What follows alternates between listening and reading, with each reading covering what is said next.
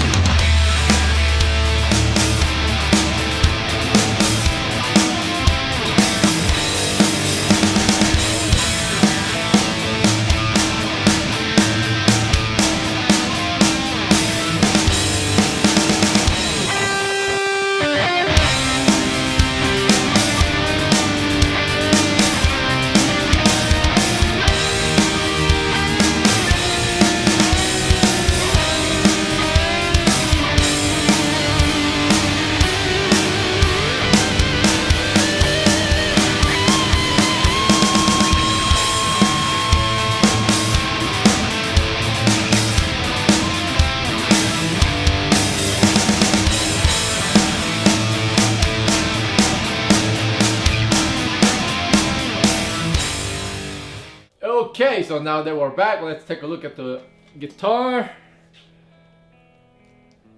I kind of like the headstock. It's not the open book thing that Gibson does. Well, obviously they can't do that because it would be infringing on their copyright.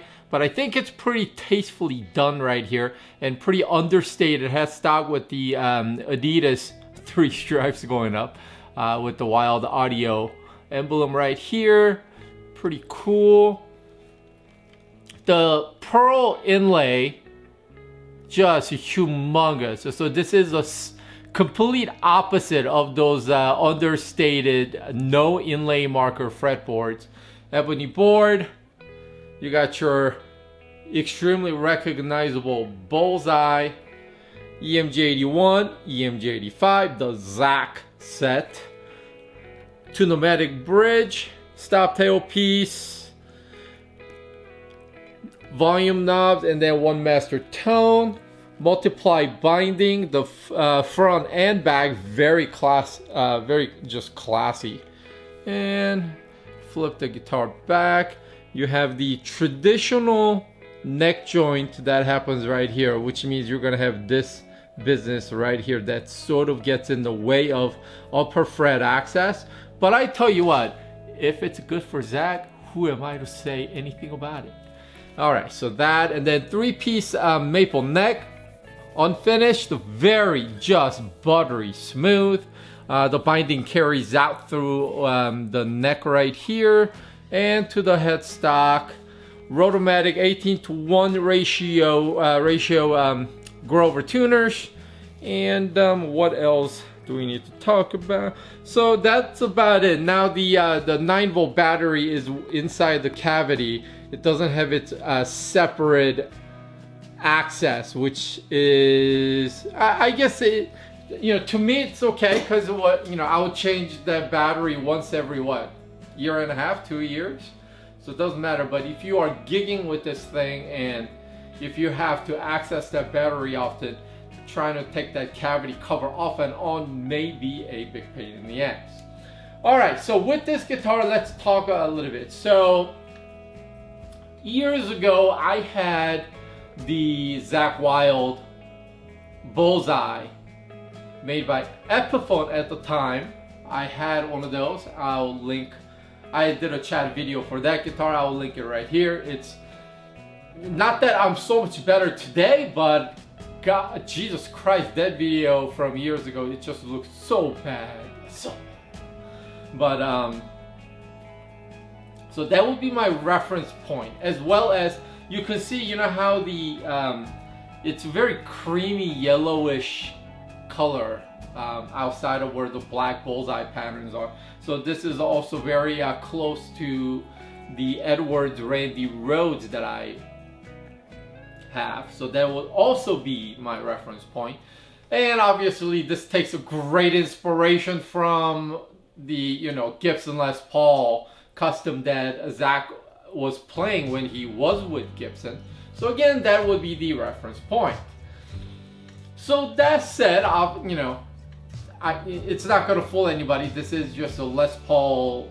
It's heavily inspired by a Les Paul. And the signature bullseye, the way with the signature guitars, it's a somewhat debated subject. It's never really truly your guitar, right? Because you're buying a guitar that's got somebody else's name on it. Now, unlike the Epiphone, and the Gibson, it had Zach's silhouette here with, you know, silhouette of him wearing bell-bottom pants with the guitar hanging off of him. You don't see that here. And you also do not see any, you know, signature of Zach anywhere on the guitar.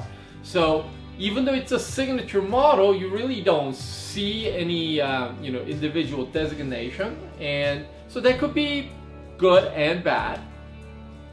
So what I think about the signature guitars is, one, you know, if you're buying a guitar of your hero, your guitar hero, and you are inspired by, that completely justifies you owning one. If you are inspired and it helps you pick up a guitar and play more, that's all that matters at the end of the day. As well as another way I look at it is, it needs to be able to stand on its own. Meaning, you know, is the guitar solid enough of a product? Is the guitar solid enough of an instrument? If it was detached from the name that that is represented with. In other words, is this a good guitar if you take away Zach Wylde's name? Well, the paint job alone screams Zach Wylde. However, you know, is it a great guitar if it didn't have anything to do with Zach? Sure, absolutely. The EMG pickups proven, how many years? 30, 40 years, you know, tried and true in the, if you seek that type of tone, so much headroom, you know, it's the clarity. A lot of people mistake EMG active pickups as like more gain. That's really not the case. With the active pickups, EMG 81, 85, the Zach said, you know, you get a lot of headroom. And, you know, very signature-like attack from the pickups. So, you know, you kind of know what you're getting into as you're going in, and the appointments are solid. The build is solid. I could tell you right now that Epiphone Zach Wylde that I owned before, that was made in China. It was made well, not as well as this. The build on this is, you know, easily way better than the Epi that I had.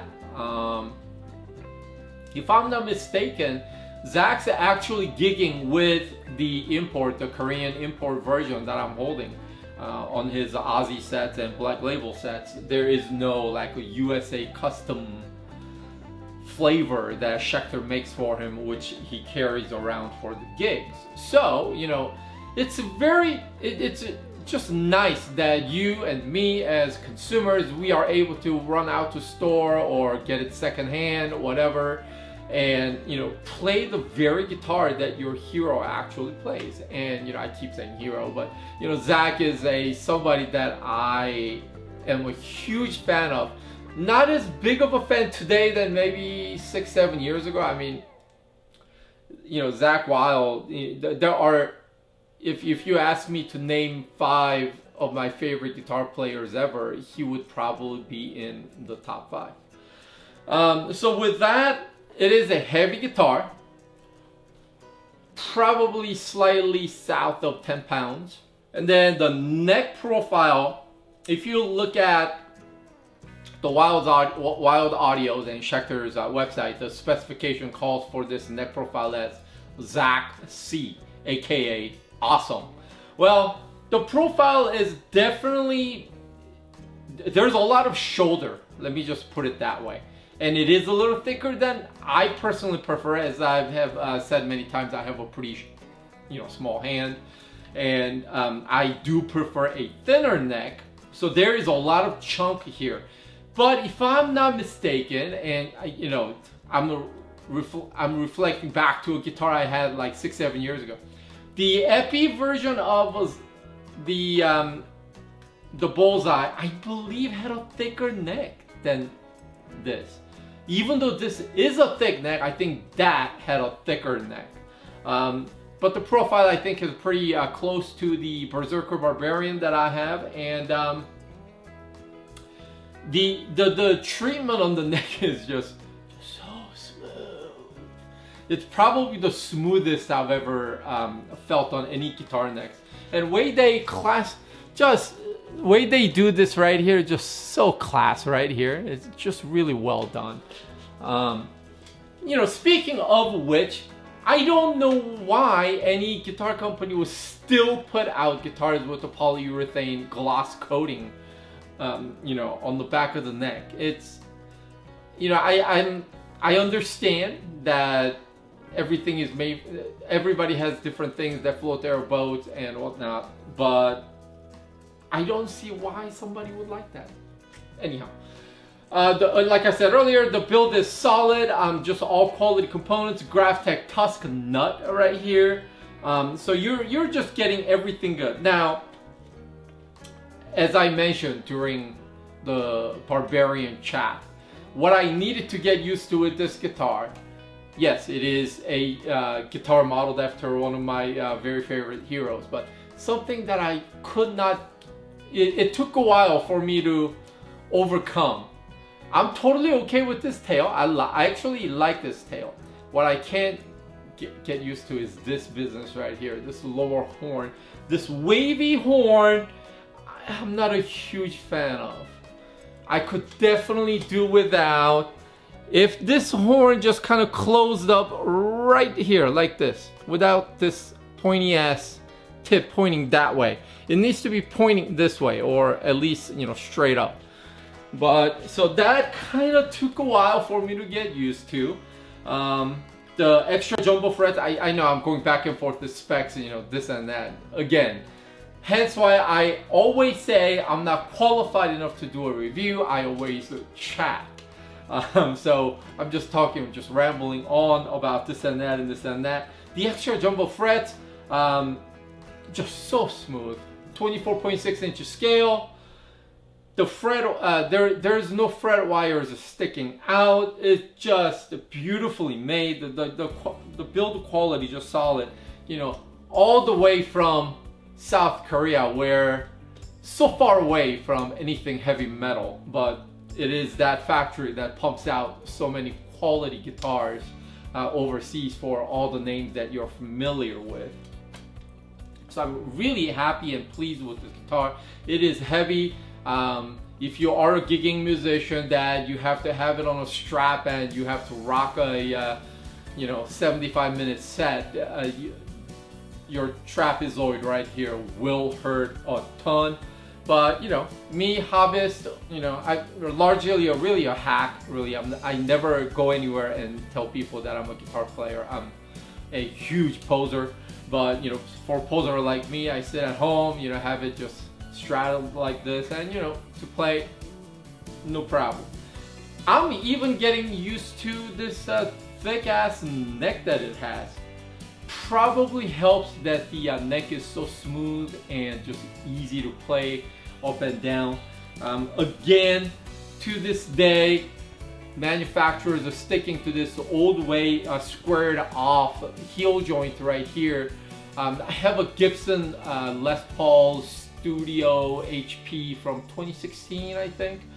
High performance. That's got, even Gibson on that model did this radical cut that goes like this, that shaved off a lot of wood right here, allowing the high fret access much easier.